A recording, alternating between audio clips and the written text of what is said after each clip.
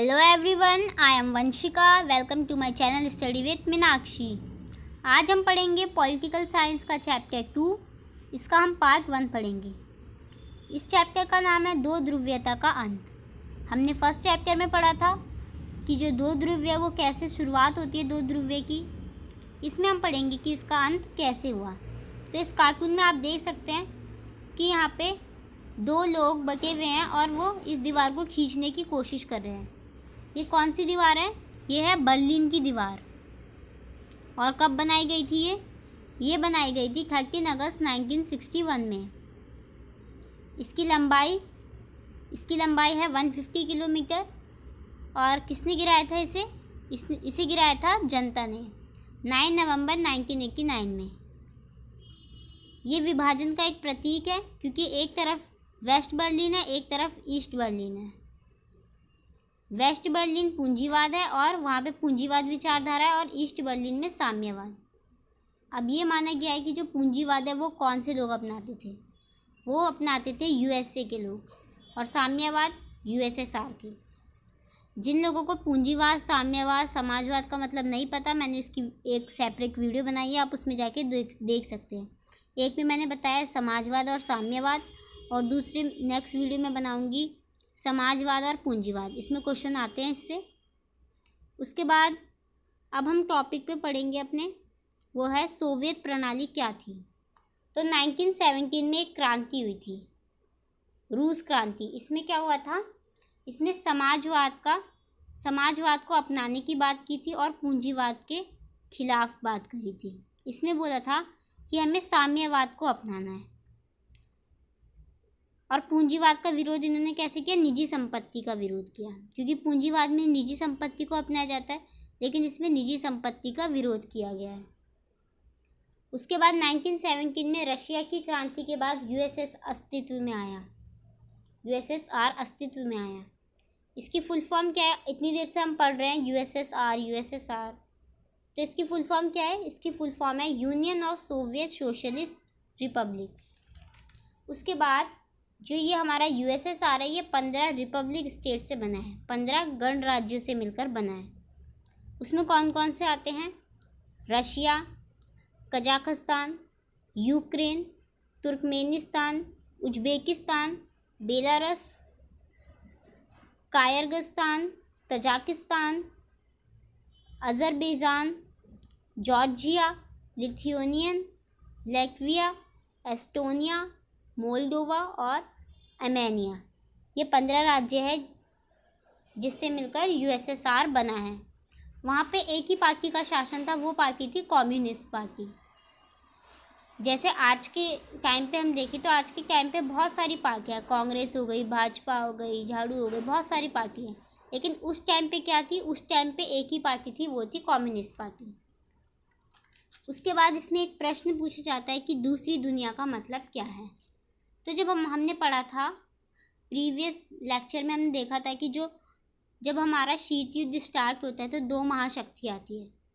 तो उसमें जो सोवियत संघ की उसमें होती है हमारी पूर्वी यूरोप, और उसके अगले वाले में क्या होती है? दूसरी वाली में उसमें होती है पश्चिमी यूरोप। तो जब पूर्वी यूरोप इसमें शामिल हो जाती है तब दूसरी दुनिया आ जाती है। तब हम कह सकते हैं कि दूसरी दुनिया है, क्योंकि दो भागों में बढ़ गए थे। उसके बाद पूछा जाता है कि यूएसएसआर में ऐसी क्या क्वालिटी है जो ये इतनी शक्तिशाली है, क्या इसकी विशेषता है? तो पहली विशेषता ये है कि दुनिया की सबसे बड़ी दूसरी अर्थव्यवस्था है। पहली कौन है फिर?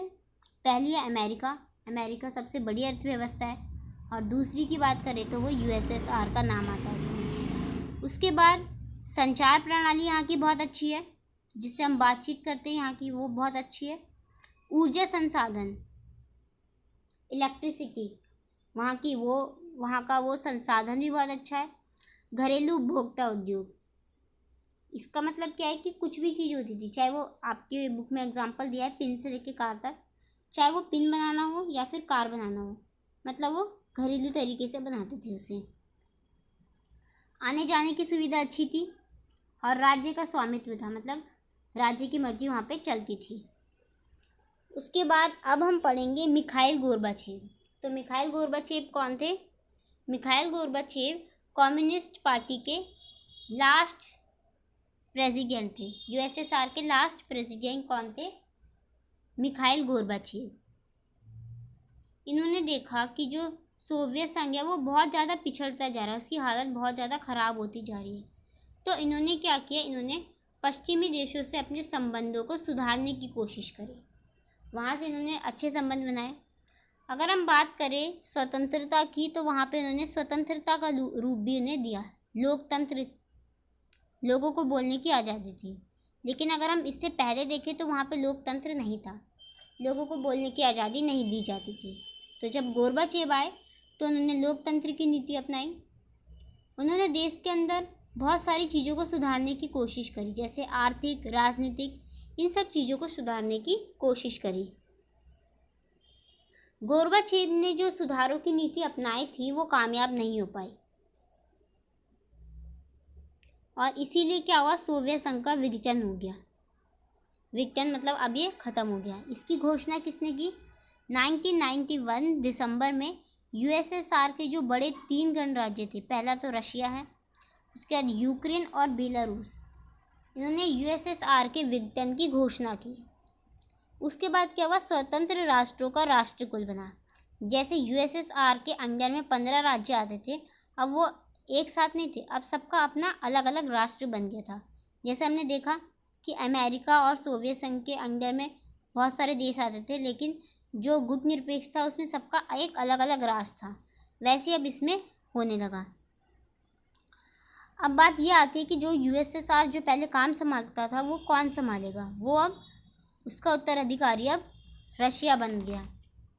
और जो सुरक्षा परिषद में जो यूएसएसआर को जो परमानेंट सीट मिली थी वो किसको मिल गई? अब रशिया को मिल गई, क्योंकि सोवियत संघ तो अब ख़त्म हो चुका था। तो अब हम देखते हैं इतना सब कुछ हो गया, विघटन हो गया, तो इसके कारण क्या थे, कैसे हुआ इसका विघटन? सबसे पहले संसाधनों का दुरुपयोग। हमने देखा कि जब first world war, second world war ख़त्म हुआ, शीत युद्ध आया, तो बहुत सारे हमने जो यूएसएसआर के लोग थे उन्होंने बॉम्ब बनाए, अमेरिका के लोगों ने भी बॉम्ब बनाए। तो वो जो पैसा है वो अपने इसी सब चीज़ों में खर्च कर देते थे, परमाणु को बनाने में। तो इससे संसाधनों का दुरुपयोग भी होता था, पैसे भी खर्च होते थे, पहला कारण ये है। और वहाँ का कम्युनिस्ट पार्टी का बुरा शासन था, वहाँ पे शासन अच्छा नहीं था। कैसे अच्छा नहीं था? क्योंकि नेताओं के पास विशेष अधिकार दे दिए गए थे। जनता को वो लोग ये बोलते थे कि हमारा देश विकास कर रहा है, लेकिन जबकि ऐसा नहीं हो रहा, हमारा देश विकास नहीं कर रहा बल्कि नीचे और डूबता जा रहा है। और जब डूबता जाएगा तो राजनीतिक, आर्थिक संस्थाओं में भी कमजोरी आती जाएगी धीरे धीरे। तो ये सभी कारण थे इसके विघटन के। उसके बाद जब विघटन हो गया तो उसके बाद क्या इसका परिणाम निकला? तो जैसे ही हम देखेंगे यूएसएसआर ख़त्म तो शीत युद्ध भी ख़त्म, क्योंकि शीत युद्ध किसके बीच हो रहा था? यूएसए और यूएसएसआर के बीच में। तो जैसे ही यूएसएसआर ख़त्म तो शीत युद्ध भी ख़त्म, शीत युद्ध ख़त्म तो दूसरी दुनिया भी ख़त्म। उसके बाद 15 जो नए देश थे अब वो अपना राष्ट्र बना रहे थे, वो उभर के आए अब। और अब एक ही महाशक्ति बची थी, वो थी अमेरिका। अब एक ही महाशक्ति बची थी तो हथियारों की होड़ भी ख़त्म, क्योंकि लड़ते किससे वो, क्योंकि वही एक शक्तिशाली देश बचा था। उसके बाद हमने अपनाया शॉक थेरेपी को। शॉक थेरेपी क्या होता है ये आपको बताया जाएगा नेक्स्ट वीडियो में। उसके बाद जो हमारा 2 ध्रुवीय था वो एक ध्रुवीय में बच गया। तो अब हमें समझ में आया कि जो हमारा चैप्टर का नाम ये दिया गया है 2 ध्रुवीयता का अंत, वो कैसे हुआ है। तो वो इसी प्रकार से हुआ है। उसके बाद अब हम एक टॉपिक देख लेते हैं, लास्ट टॉपिक। इसमें है मध्य एशिया के बारे में बताया गया है कि मध्य एशिया के बहुत सारे ऐसे देश थे जिन्होंने संविधान बनाया, लेकिन बहुत जल्दबाजी में बनाया, इसलिए वो सक्सेस नहीं हो पाया, कामयाब नहीं हो पाया। यहाँ पे क्या हुआ, कुछ ऐसे राष्ट्र थे रशिया के अंदर जो बहुत शक्तिशाली थे, जिनको कुछ ज़्यादा ही शक्ति दे दी गई थी। जैसे अगर हम बात करें तुर्कमेनिस्तान और उज्बेकिस्तान के राष्ट्रपति की बात करें तो उन्हें मतलब 10 साल के लिए सीधे राष्ट्रपति बना दिया गया, और उसके बाद के जो साल थे उसके लिए भी उसे राष्ट्रपति बना दिया गया। रशिया और जो उसके अलावा और भी जो देश थे वो कभी भी यूएसएसआर में शामिल हुआ करते थे। मतलब पहले वो किस में शामिल थे? यूएसएसआर में शामिल थे। इन्होंने 10 साल तक मतलब 2000 में दोबारा खड़ा होना शुरू करा। जो अब उनका विघटन हो गया था तो उनकी आर्थिक राजनीतिक वो भी कमज़ोर हो गई थी। उसके बाद वो 2000 में दोबारा उन्होंने उठना स्टार्ट किया। मतलब फिर से अपनी अर्थव्यवस्था में उन्होंने विकास करना स्टार्ट किया। अर्थव्यवस्था में विकास कैसे किया? खनिज तेल, नेचुरल गैस, धातु, उसके बाद संसाधन हो गए, इन सबको इन्होंने बेचना स्टार्ट किया। मतलब जो इनके यहाँ से जो लोग आयात करते थे उसे निर्यात करना स्टार्ट किया। बाकी देशों को अपने यहाँ से पाइपलाइन गुजरने का लाभ मिला, इन्होंने किराया भी मिला। देखो क्या हुआ, क्या बोला गया इसमें कि जो यहाँ से पाइपलाइन होके गुजरती थी इसका ये लोग पैसा लेते थे, तो इससे इनको लाभ हुआ। उसके बाद कुछ इम्पॉर्टेंट क्वेश्चन है जो कि पूछे जाते हैं। पहला क्वेश्चन है, अलगाववादी आंदोलन की मांग किसने की थी? अलगाववादी मतलब अलगाववादी, अलग और वादी मतलब ऐसे देश जो अलग होने की मांग करें। तो रशिया के 2 गणराज्य थे, एक था चेचनिया, दूसरा था दागिस्तान। इन दोनों ने अलग होने की मांग करी थी और इसमें कहा जाता है कि बहुत ज़्यादा लड़ाई भी हुई थी। दूसरा क्वेश्चन आता है हमारा, ऐसा कौन सा गृह युद्ध है जो 10 वर्षों तक चला? तो वो है हमारा तजाकिस्तान। तजाकिस्तान ऐसा देश है जो 10 वर्षों तक जहाँ पे गृह युद्ध चला। उसके बाद ऐसा कौन सा देश है जो शांतिपूर्वक 2 भागों में बंट गया, जिसने बिल्कुल भी लड़ाई नहीं करी 2 भागों में बंटने में? वो था चेक और दूसरा था स्लोवाकिया। इसको हम बोलते हैं चेकोस्लोवाकिया। तो ये 2 भागों में बंट गया था, चेक और स्लोवाकिया।